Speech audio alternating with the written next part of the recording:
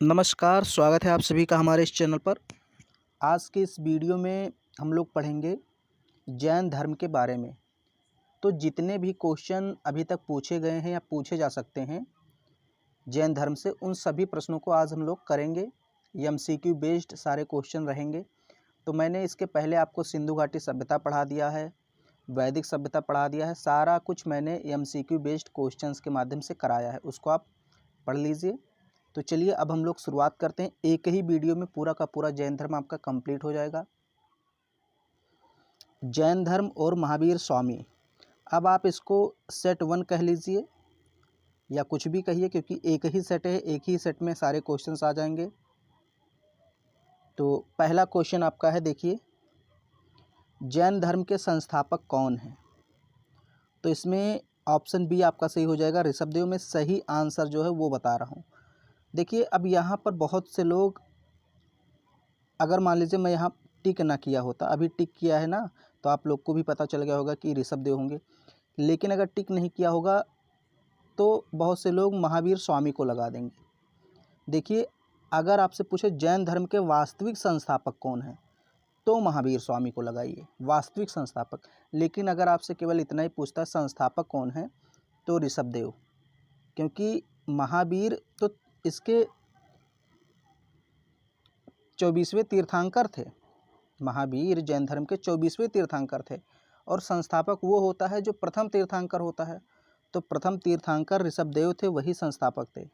लेकिन जैन धर्म को आगे बढ़ाया, उसको विस्तृत किया महावीर स्वामी ने, इसलिए इनको वास्तविक संस्थापक माना जाता है।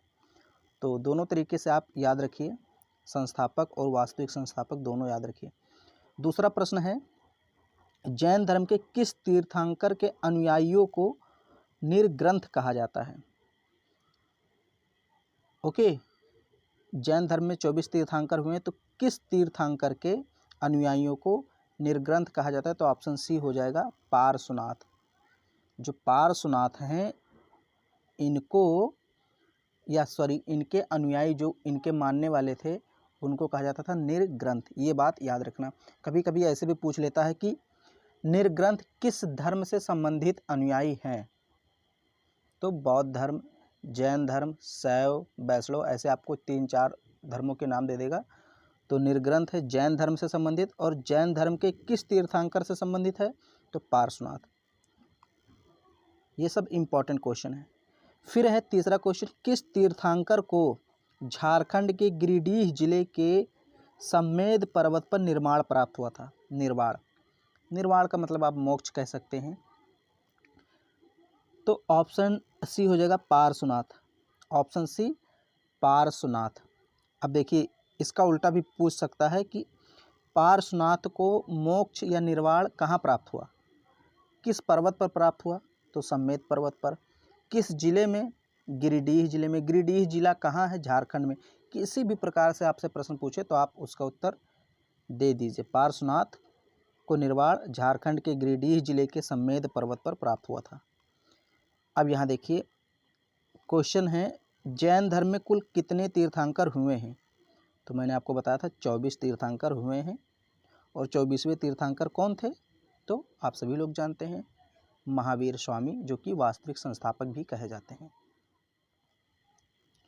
फिर प्रश्न है पांचवा, जैन धर्म के 22वें तीर्थंकर कौन थे? ऐसा भी पूछ सकता है आपसे क्वेश्चन।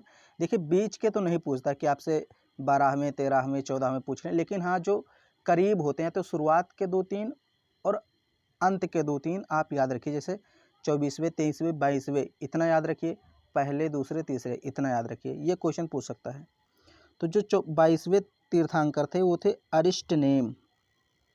अरिष्टनेम थे 22वें तीर्थंकर जैन धर्म के।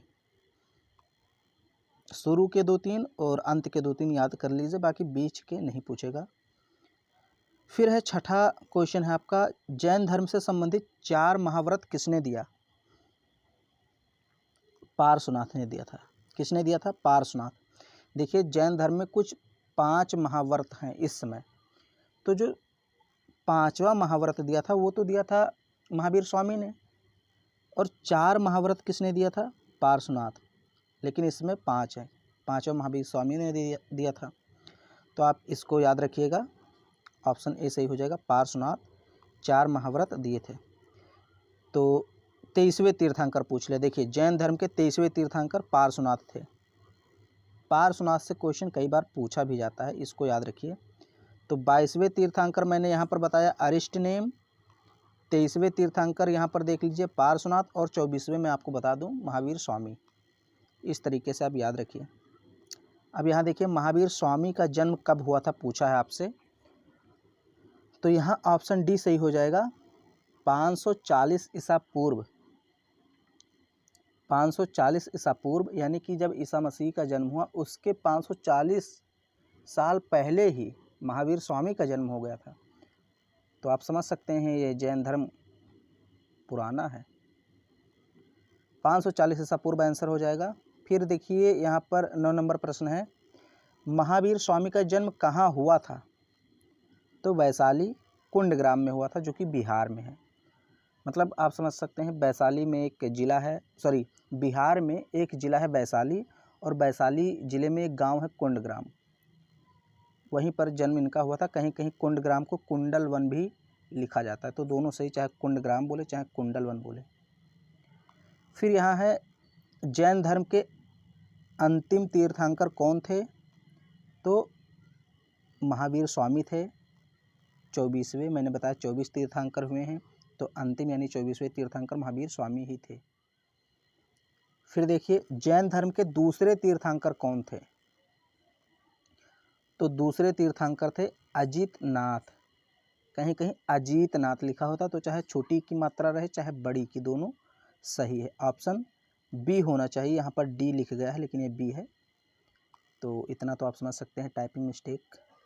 12 नंबर का प्रश्न है, महावीर स्वामी की पत्नी का नाम क्या था? यशोदा।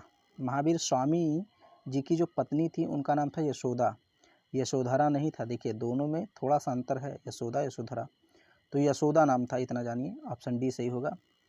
अब देखिए यहाँ पर महावीर स्वामी के माता पिता का नाम पूछा है, आपको सही जोड़ा इसमें से बताना है कि माता पिता कौन थे।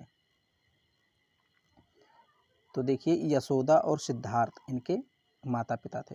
मतलब माता इनकी थी यशोदा, ये तो मैंने यहाँ बताया ही है, और पिता इनके थे सिद्धार्थ। सिद्धार्थ गौतम बुद्ध के बचपन का नाम भी था, तो इसका मतलब ये नहीं कि गौतम बुद्ध इनके पिता थे। ओके, ये दूसरे सिद्धार्थ हैं, गौतम बुद्ध दूसरे सिद्धार्थ हैं। फिर है जैन धर्म में जिन का क्या अर्थ है? तो जिन का अर्थ है विजेता, यानी कि जो अपने ज्ञानेंद्रियों पर विजय पाले उसको बोलते हैं जैन धर्म में जिन। फिर है महावीर स्वामी की पुत्री का नाम क्या था? तो महावीर स्वामी की जो पुत्री थी उसका नाम था प्रियदर्शना। प्रियदर्शना, ऑप्शन डी सही हो जाएगा। महावीर स्वामी ने किस आयु में गृह त्याग किया? तो जब ये 30 वर्ष के थे, मतलब 30 साल की उम्र में इन्होंने अपना गृह त्याग दिया और ये सन्यासी बन गए। तो ये 30 और इनको 12 साल लगते हैं, तो 30 और 12 42, यानी 42वें साल इनको मोक्ष प्राप्त होता है। 12 साल तपस्या करते हैं, तो 30 साल में यानी 30 की एज में इन्होंने गृह त्याग किया, 42 की एज में इनको मोक्ष प्राप्त हुआ। आगे वो भी क्वेश्चन आएगा। ये देखिए क्वेश्चन आ भी गया। महावीर स्वामी को कितने वर्ष बाद ज्ञान की प्राप्ति हुई? तो 12 वर्ष, यानी कि 30 और 12 42 साल के जब हो गए तो इनको ज्ञान की प्राप्ति हुई। फिर है महावीर स्वामी को ज्ञान किस नदी के तट पर प्राप्त हुआ? अब यहाँ पर थोड़ी सी आपको ध्यान देना है कि इनको जो ज्ञान की प्राप्ति हुई थी वो ऋजुपालिका नदी थी। कई लोग इसको निरंजना नदी ठोक देते हैं, जो कि आंसर गलत हो जाएगा, इसमें कन्फ्यूज़न बहुत होता है। तो ऋजुपालिका नदी थी, वहीं पर उसी के तट पर महावीर स्वामी को ज्ञान की प्राप्ति हुई। फिर है महावीर स्वामी जी की मृत्यु कब हुई? तो 468 ईसा पूर्व। 468 ईसा पूर्व। अब देखिए इनका जन्म हुआ 540 ईसा पूर्व और मृत्यु 468 ईसा पूर्व। तो ये आपने अगर ईसा और ईसा पूर्व पढ़ा है तो आपको पता होगा कि ये घटता क्यों है। महावीर स्वामी जी की मृत्यु यहाँ देखिए मृत्यु नहीं लिखा है। महावीर स्वामी जी की मृत्यु कहाँ हुई? तो पावापुरी में हुई। ये देखिए थोड़ा क्वेश्चन मिस्टेक हो गया है। महावीर स्वामी जी की मृत्यु कहाँ हुई? तो पावापुरी में हुई। कब हुई? 468 ईसा पूर्व में हुई। फिर है महावीर स्वामी के बचपन का नाम क्या था? तो इनके बचपन का नाम था वर्धमान। क्या था? वर्धमान। ऑप्शन सी सही हो जाएगा। 22 नंबर का प्रश्न है, महावीर स्वामी जी के बड़े भाई का नाम क्या था? तो इनके बड़े भाई का नाम था नंदीवर्धन और इनका खुद का नाम क्या था? वर्धमान। दोनों नाम सेम लगभग हैं। नंदीवर्धन बड़े भाई और खुद का नाम वर्धमान। अब है 23 नंबर का प्रश्न। आपको इसमें जो असत्य है उसको बताना है, जो कथन असत्य है। तो ए वाला देखिए, अहिंसा का मतलब होता है किसी भी जीव की हत्या न करना, ये बिल्कुल सही है। अपरिग्रह का मतलब होता है संपत्ति इकट्ठा न करना, ये भी सही है। अस्तेय का मतलब होता है चोरी न करना, ये भी सही है। यानी तीनों सही हैं, लेकिन आपसे पूछ क्या रहा है? असत्य कौन सा सही नहीं वो बता दीजिए। डी देखिए, ब्रह्मचर्य का अर्थ वैवाहिक जीवन बिताना, ये गलत है, क्योंकि ब्रह्मचर्य का अर्थ क्या है कि आप वैवाहिक जीवन से दूर हो जाइए, लेकिन यहाँ तो उल्टा लिखा है तो इसलिए गलत हो गया। ब्रह्मचर्य का अर्थ क्या है? वैवाहिक जीवन से दूर होना। फिर यहाँ 24 नंबर का प्रश्न है, जैन धर्म में कुल कितने शील व्रतों का उल्लेख है? शील व्रत तो 7। ये आप पढ़ेंगे जब डिटेल में पढ़ाया जाता है तो ये सारी चीज़ें पढ़ाई जाती हैं कि 10 शील व्रत हैं, 7 शील व्रत हैं जैन धर्म में। जैसे 5 महाव्रत हैं, ऐसे 7 शील व्रत भी हैं। और इसमें अगर हम पूछें कि जैन धर्म में कुल कितने गुण व्रत हैं, तो 3 गुण व्रत हैं। ये सब आपको याद रखना है। शुरुआत में तो आप सिर्फ महाव्रत जानते हैं कि 5 महाव्रत हैं, उसके अलावा शील व्रत भी होते हैं, गुण व्रत भी होते हैं, तो ये सब भी जानिए। शील व्रत 7 हैं, गुण व्रत 3 हैं।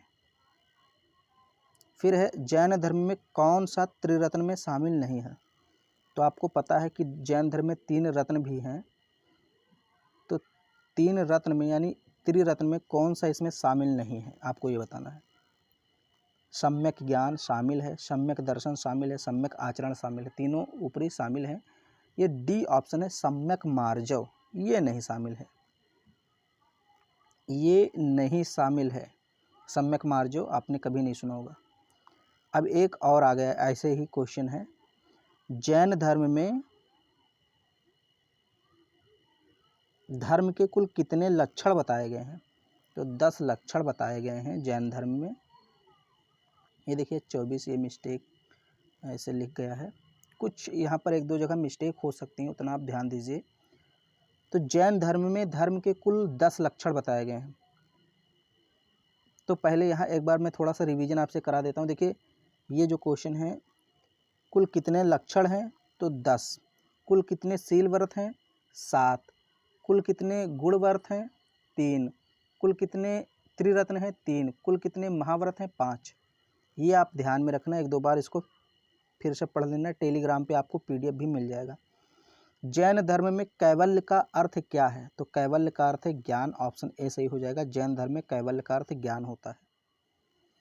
जैन धर्म के अनुसार निम्न में से कौन सा सत्य नहीं है? आपको क्या करना है? बताना है कि कौन सा सत्य नहीं है। ध्यान से पढ़िए। पहला, जैन धर्म कहता है भाई विश्व शाश्वत है, ये बात बिल्कुल सही। जैन धर्म में बात कही गई है कि विश्व शाश्वत है, यानी विश्व हमेशा से रहा है और हमेशा रहेगा। शाश्वत का मतलब यही है कि हमेशा से विश्व रहा है, ऐसा नहीं था कि कभी विश्व गायब था। तो पहला कथन तो इसका सही है। पुनर्जन्म के सिद्धांत को मानता है जैन धर्म, ये भी सही है। जैन धर्म जो है ये मानता है कि आदमी का पुनर्जन्म होता है। कर्मवाद, ये भी सही है, जैन धर्म के अनुसार ये भी सही है। तो ऊपरी तीनों चीज़ें सही हैं। चौथा जो है ईश्वर का अस्तित्व, ये जैन धर्म नहीं मानता है। जैन धर्म मानता है कि ईश्वर नहीं है। तो ईश्वर का जो अस्तित्व है ये सत्य नहीं है। जैन धर्म कहता है भाई ईश्वर का अस्तित्व है ही नहीं, तो डी सही हो जाएगा। फिर है 30 नंबर प्रश्न, महावीर स्वामी ज्ञान प्राप्त करने के बाद क्या कहलाए? तो जिन कहलाए, अर्ह कहलाए, निर्ग्रंथ कहलाए, उपरोक्त सभी। तो उपरोक्त सभी यानी जब इनको ज्ञान की प्राप्ति हो गई तो इनको जिन भी कहा गया, अर्ह मतलब योग्य भी कहा गया, निर्ग्रंथ ये तो मैंने आपको बताया ही था, पार्श्वनाथ के जो अनुयायी होते हैं, तो ये सभी इनको कहा गया। फिर क्वेश्चन है जैन धर्म में संलेखना का अर्थ क्या है। संलेखना या फिर संथारा आपने नाम सुना होगा, तो इसका अर्थ है उपवास द्वारा अपने प्राण त्यागना। जैन धर्म में संलेखना का अर्थ है उपवास द्वारा अपने प्राण को त्यागना। 32 नंबर का प्रश्न है जैन साहित्य को क्या कहा जाता है। जो जैन साहित्य हैं उनको कहा जाता है आगम। ऑप्शन ए सही होगा। ये क्वेश्चन पूछा भी गया है, जैन साहित्यों को आगम कहा जाता है। अब इधर कुछ अच्छे अच्छे क्वेश्चन आएंगे। कौन से शासक जैन धर्म के अनुयायी थे। तो चंद्रगुप्त मौर्य था, बिंबिसार था, अजातशत्रु था, उपरोक्त सभी। ये सभी जैन धर्म के अनुयायी थे, ध्यान में रखना। चंद्रगुप्त मौर्य, बिंबिसार, अजातशत्रु ये सभी थे जैन धर्म के अनुयायी। अब फिर क्वेश्चन है कौन जैन धर्म का अनुयायी नहीं था। यहाँ आपको बताना है कौन नहीं था। तो चंद पद्योत था, उदायन था, दधिवाहन था, लेकिन अशोक नहीं था जैन धर्म। क्यों? क्योंकि अशोक तो बौद्ध धर्म का अनुयायी था। आपको आगे पढ़ाऊंगा, जब बौद्ध धर्म में पढ़ाऊंगा वहाँ पर पढ़ाऊंगा कि अशोक जैन धर्म का नहीं बल्कि ये बौद्ध धर्म का अनुयायी था। जैन धर्म में कितने पापों की कल्पना की गई है। तो 18 प्रकार के पाप यहाँ पर बताए गए हैं जैन धर्म में। फिर है महावीर स्वामी का प्रतीक चिन्ह क्या था। तो महावीर स्वामी का प्रतीक चिन्ह सिंह था। देखिए जितने भी तीर्थंकर हुए 24 तीर्थंकर, उनका अपना अलग अलग प्रतीक चिन्ह था। जैसे महावीर स्वामी का प्रतीक चिन्ह था सिंह। अभी और मैं आगे बताऊंगा, यहाँ देख लीजिए क्वेश्चन आया है कौन सा कथन सत्य है, सॉरी कौन सा कथन यहाँ पर आपको बताना सत्य नहीं है। तो 3 सत्य होंगे, 1 सत्य नहीं होगा। ऋषभ देव का जो प्रतीक चिन्ह था वृषभ था, यानी बैल था, बिल्कुल सही है। अजित नाथ का जो प्रतीक चिन्ह था गज मतलब हाथी था, बिल्कुल सही है। संभवनाथ का प्रतीक चिन्ह जो था अश्व यानी घोड़ा था, तीनों सही हैं। लेकिन अभिनंदन नाथ जो थे ये भी एक तीर्थंकर थे, इनका जो प्रतीक चिन्ह था वो मृग नहीं था, तो ये गलत हो जाएगा। फिर यहाँ देखिए फिर वही छांटना है आपको, निम्न में से कौन सा कथन सत्य है। आपको बताना है कौन सा सत्य है। तो सुमतिनाथ का जो प्रतीक चिन्ह था वो था क्रौंच। ये सब जानवरों के नाम हैं, जानवर हैं, पुष्प हैं, कई तरह के चिन्ह इसमें हैं। सुमतिनाथ का जो प्रतीक चिन्ह था क्रौंच था, बिल्कुल सही है। पदम प्रभु का पदम चिन्ह पदम था, पदम प्रभु ये भी एक तीर्थंकर थे, इनका जो प्रतीक चिन्ह था वो पदम था, पदम मतलब कमल। सुपार्श्वनाथ या कहीं कहीं पार्श्वनाथ लिखा होता, इनका जो प्रतीक चिन्ह था स्वास्तिक था, ये भी सही, यानी कि उपरोक्त सभी सही हैं। तो ये सब याद रखना किसका प्रतीक चिन्ह क्या है। संभवनाथ का अश्व था, अजीतनाथ का गज था, ऋषभदेव का वृषभ था, सुमतिनाथ का क्रौंच, पदम प्रभु का पदम, पार्श्वनाथ का स्वास्तिक, महावीर स्वामी का मैंने बताया सिंह था। अब देखिए यहाँ पर मैंने इसलिए इस टाइप के क्वेश्चन बनाए हैं ताकि आपका जो प्रतीक चिन्ह वाला क्वेश्चन है ये एक साथ सब कंप्लीट हो जाए, नहीं तो आप कहाँ ढूंढेंगे, इसलिए मैंने इस टाइप के क्वेश्चन बना दिए हैं। क्वेश्चन फिर है निम्न में से कौन सा कथन सत्य है। सत्य सभी हैं, बस आपको ये मैंने याद करने के लिए क्वेश्चन इस प्रकार से बनाए हैं जान करके। चंद्र प्रभु जो तीर्थंकर थे इनका प्रतीक चिन्ह चंद्र था। सुविधिनाथ का प्रतीक चिन्ह मकर यानी कि बिच्छू था। शीतलनाथ का प्रतीक चिन्ह श्रीवत्स था, श्रीवत्स, उपरोक्त सभी सही हैं। सत्य आपसे पूछा था तो सब सही हैं प्रतीक चिन्ह। फिर यहाँ पूछा कौन सही नहीं है, कौन सा प्रतीक चिन्ह सही नहीं है। तो मल्लीनाथ का जो प्रतीक चिन्ह था कलश था, ये बिल्कुल सही है। अरिष्टनेम का शंख था प्रतीक चिन्ह, ये भी सही है। पार्श्वनाथ का सर्प फन था यानी सांप का फन, ये भी सही है। शांतिनाथ का मीन था यानी मछली था, ये गलत है। शांतिनाथ का मीन नहीं था। अब क्या था ये तो मुझे इसमें याद नहीं आ रहा, लेकिन मीन नहीं था। तो जो था देखिए जो था वो याद रखना है आपको। 3 और 3 6, देखिए मैंने आपको कितने बता दिए 6, और यहाँ पर देखिए 3 9 9 और 3 12 12 और फिर एक यहाँ 13, मैंने 13 तो आपको बता ही दिया, 24 थे जिनमें से जो इम्पोर्टेंट थे वो मैंने आपको बता दिया। जैन धर्म के भिक्षुओं के आचार नियम व विधि का उल्लेख किया गया है। जो जैन धर्म के भिक्षु होते हैं उनके आचार, उनके नियम व विधि का उल्लेख किस में किया गया है? तो आचरंग सूत्र में। ओके, आचरंग सूत्र में उसका उल्लेख किया गया है। महावीर स्वामी के जीवन का उल्लेख किस में किया गया है? तो भगवती सूत्र में। ये सब पूछ सकता है क्वेश्चन, ये सब इम्पॉर्टेंट है और ये सब जैन धर्म से संबंधित साहित्य हैं जिनमें जैन धर्म के बारे में वर्णन मिलता है। तो महावीर स्वामी के जीवन का उल्लेख भगवती सूत्र में, और अगर भिक्षुओं के आयाम नियम विधि का उल्लेख पूछे तो आचरण सूत्र में। महावीर स्वामी की शिक्षाओं का उल्लेख कहाँ मिलता है? न्यायधम कहा सुत्त। देखिए थोड़ा नाम अलग है, न्यायधम कहा सुत्त में मिलता है। 16 महाजनपदों का उल्लेख कहाँ मिलता है? तो भगवती सूत्र में मिलता है। भद्रबाहु ने कल्प सूत्र की रचना किस भाषा में की थी? संस्कृत भाषा में। भद्रबाहु ने कल्प सूत्र की रचना किस भाषा में की थी? संस्कृत भाषा में। उदयगिरी पहाड़ी पर, 46 नंबर प्रश्न है, उदयगिरी पहाड़ी पर जैन भिक्षुओं के लिए एक गुफा का निर्माण किसने करवाया था? ऑप्शन बी सही हो जाएगा, खारवेल। खारवेल शासक था, इसने उदयगिरी पहाड़ी पर जैन भिक्षुओं के लिए एक गुफा का निर्माण करवाया था। फिर क्वेश्चन है 47 नंबर का, रत्नमालिका, ध्यान से पढ़िएगा, रत्नमालिका नामक ग्रंथ की रचना किस शासक ने की? तो अमोघवर्ष एक शासक था, इसने रत्नमालिका नामक ग्रंथ की रचना की थी। ऑप्शन ए सही हो जाएगा। क्वेश्चन 48 है, कौन सा कथन सत्य है? आपको सत्य बताना है। प्रथम जैन संगीति स्थूल भद्र की अध्यक्षता में हुई, बिल्कुल सही है। द्वितीय बौद्ध संगीति देवर्धि क्षमा श्रमण की अध्यक्षता में हुई, ये भी सही है। यानी कि दोनों आपका ऑप्शन सही है, तो ऑप्शन सी सही हो जाएगा, ए और बी दोनों। प्रथम बौद्ध संगीति स्थूल भद्र, द्वितीय बौद्ध संगीति देवर्धि क्षमा श्रमण। गोमतेश्वर मंदिर कहाँ है? ये भी जैन धर्म से संबंधित एक मंदिर है, तो ये कहाँ है? कर्नाटक में है, ऑप्शन सी सही हो जाएगा। फिर आपको बताना है कौन सा कथन सत्य नहीं है। देखिए कौन सा कथन सत्य है, सत्य नहीं है, इस प्रकार के प्रश्न मैं इसलिए बनाता हूँ ताकि कम समय में ज़्यादा जानकारी दे पाऊँ। ओके, जान के मैं इस टाइप के प्रश्न बनाता हूँ। तो कौन सा कथन सत्य नहीं है आपको बताना है। देखिए प्रथम जैन संगीति वल्लभी गुजरात में हुई, ये गलत है। सॉरी, ये थोड़ा सा मुझे 1 मिनट पूछ रहा है कौन सा कथन सत्य नहीं है।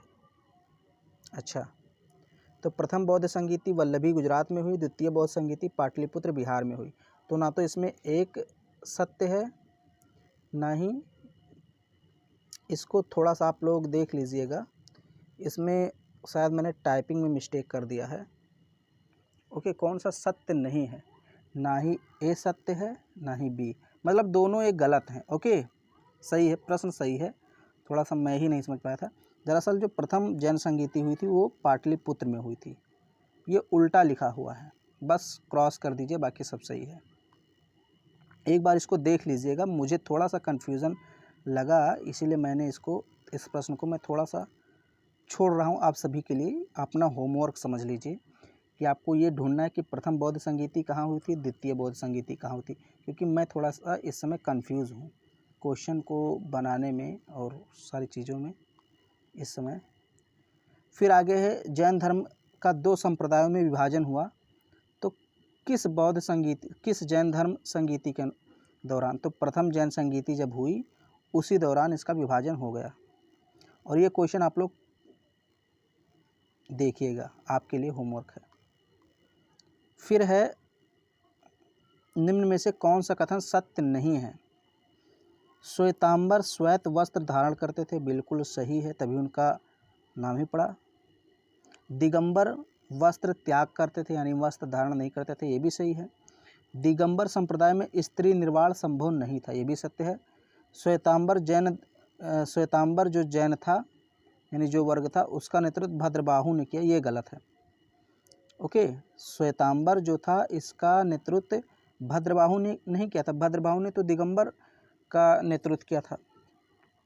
तो ये ऑप्शन डी आपका गलत हो जाएगा, ये सत्य नहीं है। इस क्वेश्चन को मैं आपको बता देता हूँ, जो मैंने आपको होमवर्क दिया था। तो ये क्वेश्चन दरअसल इसमें मैंने आपको बताया था क्रॉस वही सही होगा। प्रथम जैन संगीति पाटलिपुत्र बिहार में हुई थी और द्वितीय बौद्ध संगति वल्लभी गुजरात में हुई थी, यानी दोनों कथन गलत हैं। देखिए, प्रथम जैन संगीति वल्लभी में नहीं हुई थी, द्वितीय जैन संगीति पाटलिपुत्र में नहीं हुई थी, ये दोनों इस तरह से हुई थी। तो इसलिए ना तो ए सही है ना तो बी, यानी क्वेश्चन बिल्कुल सही था, मैं थोड़ा कन्फ्यूज़ था। जैन धर्म में कितने पंथ हैं? तो 2 पंथ हैं, श्वेतांबर दिगंबर मैंने बताया। फिर है जैन धर्म के प्रचार के लिए जैन संघ की स्थापना कहाँ की गई? तो राजगृह बिहार में की गई थी। जैन संघ की स्थापना राजगृह बिहार में। महावीर स्वामी ने धर्म का प्रचार प्रसार किस भाषा में किया? तो प्राकृत भाषा में। कहीं कहीं इसको प्राकृत लिखा होता है, तो प्राकृत ज़्यादा सही रहेगा, प्राकृत, इस भाषा में प्रचार प्रसार किया था। जैन साहित्य में क्या शामिल नहीं है? तो 12 उपांग, 12 अंग, 10 प्रकीर्ण, ये सब शामिल हैं, जबकि 3 मूल सूत्र नहीं शामिल हैं। कितने मूल सूत्र हैं? 4 मूल सूत्र हैं, 4, यहाँ पर 3 लिखा है, तो ये 3 मूल सूत्र नहीं 4 मूल सूत्र, इसलिए ऑप्शन डी यहाँ पर होगा। किस पंथ के अनुयायी को समैया कहा गया? देखिए 2 पंथ थे जैन धर्म के, श्वेतांबर दिगंबर, तो किस पंथ के अनुयायी को समैया कहा गया? तो दिगंबर, दिगंबर के जो अनुयायी थे उनको समैया कहा गया।